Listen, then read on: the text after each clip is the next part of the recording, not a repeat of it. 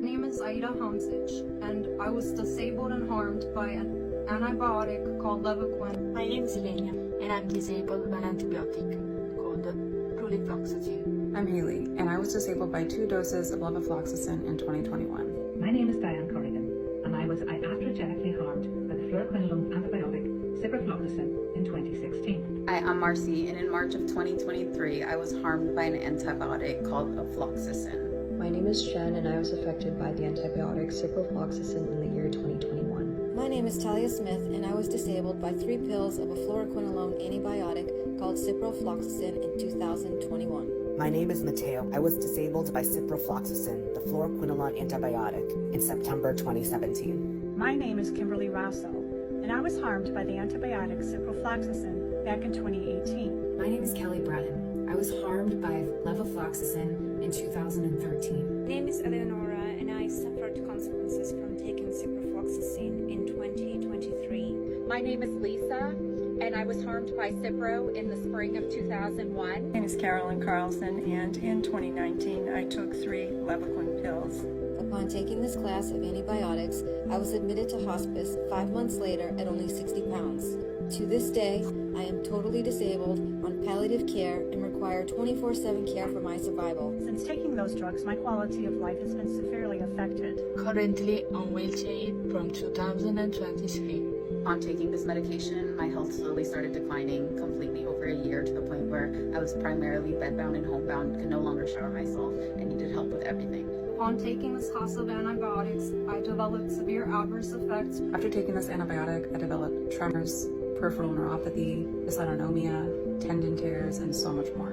As a result, I suffer from severe central nervous system damage, constant throbbing migraine, intense face and head pressure.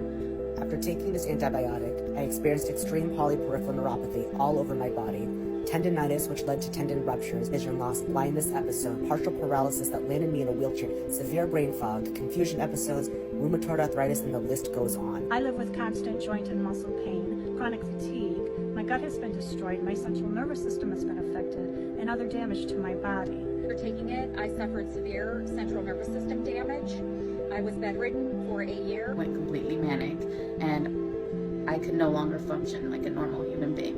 I had severe debilitating pain in both of my legs and struggled to walk for many years. Upon taking this class of antibiotics, I immediately felt brain fog, anxiety, and overall impending doom. I had trouble walking, had trouble breathing, and I thought I was going to die.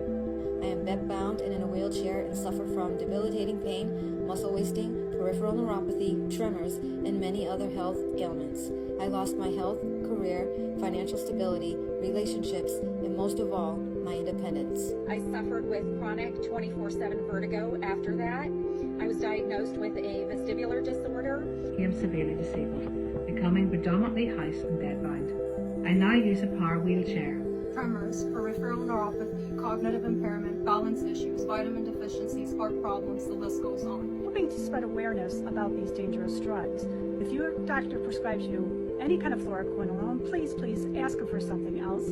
I really do not want to see anybody else end up like I am. I'm raising awareness today because if I could stop someone else from going through what I went through, my journey would have been worth it. I'm raising awareness because the adverse effects from fluoroquinolones has needlessly cost lives and destroyed lives worldwide, and it has to stop. I want the public to know about the black box warnings and the disabling side effects of fluoroquinolone antibiotics, so they will have the necessary information to make an informed healthcare decision for themselves. I'm raising awareness because I think that it is important for us to share our stories to avoid this type of situation in the future. Doctors and pharmacists do not know the dangers of this class of antibiotic, even with the several black box warnings. I am raising awareness so that this doesn't happen to anybody else. I'm raising awareness because this is not talked about enough, and since it's not talked about enough, people don't believe you or they think it's not real. I am raising awareness of fluoroquinolone toxicity